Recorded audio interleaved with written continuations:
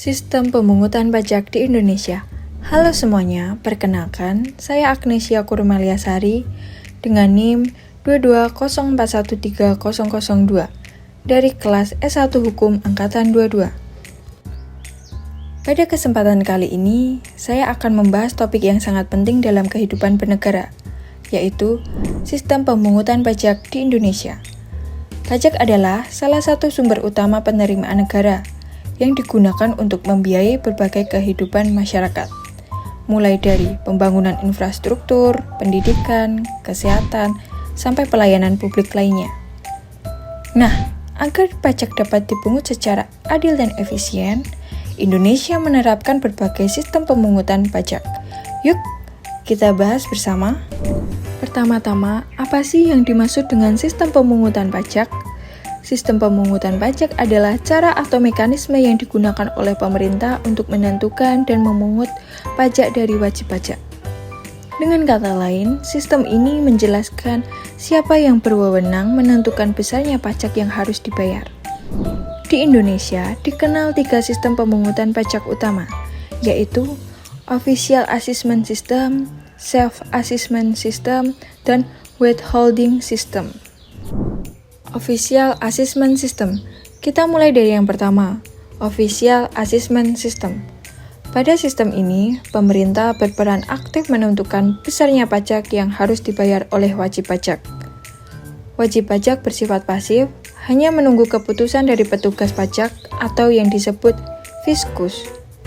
Contohnya, sistem ini pernah diterapkan pada masa lalu, sebelum reformasi perpajakan di Indonesia, seperti dalam pemungutan pajak bumi dan bangunan. Kelebihan sistem ini adalah pemerintah memiliki kontrol penuh terhadap penetapan pajak. Namun, kekurangannya sistem ini tidak efisien dan rentan terjadi penyalahgunaan wewenang. Self-Assessment System. Selanjutnya, sistem yang kedua adalah Self-Assessment System.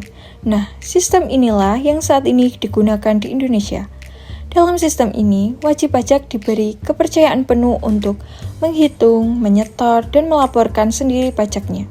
Pemerintah hanya berperan melakukan pengawasan dan pemeriksaan bila ditemukan ketidaksesuaian. Contohnya bisa kita lihat pada pajak penghasilan atau PPh dan pajak pertambahan nilai atau PPN. Kelebihannya, sistem ini mendorong kesadaran dan tanggung jawab wajib pajak serta membuat proses perpajakan menjadi lebih efisien. Tapi, kekurangannya, kalau kesadaran wajib pajak rendah, potensi penyimpangan bisa terjadi. Withholding System. Kemudian, yang ketiga adalah Withholding System. Dalam sistem ini, pihak ketiga seperti perusahaan atau bendahara berperan memotong atau memungut pajak dari wajib pajak, lalu menyetorkannya langsung ke kas negara. Contohnya, pajak penghasilan pasal 21 di mana perusahaan memotong pajak langsung dari gaji karyawan setiap bulan.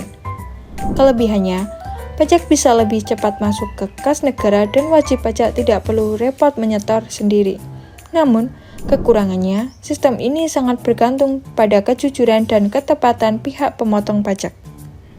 Nah, dari ketiga sistem tersebut, Indonesia saat ini menerapkan Self-Assessment System sebagai sistem utama. Sistem ini menunjukkan bahwa pemerintah memberikan kepercayaan penuh kepada masyarakat untuk menghitung dan melaporkan pajaknya sendiri. Namun, tentu saja, kepercayaan ini harus diimbangi dengan kesadaran, kejujuran, kepatuhan pajak dari seluruh warga negara. Dengan sistem yang baik dan kesadaran pajak yang tinggi, penerimaan negara akan meningkat, pembangunan bisa berjalan lancar, dan kesejahteraan masyarakat akan semakin baik. Demikianlah pembahasan singkat tentang sistem pemungutan pajak di Indonesia. Terima kasih sudah menonton, semoga bermanfaat, dan mari kita menjadi warga negara yang taat pajak. Sampai jumpa di video berikutnya.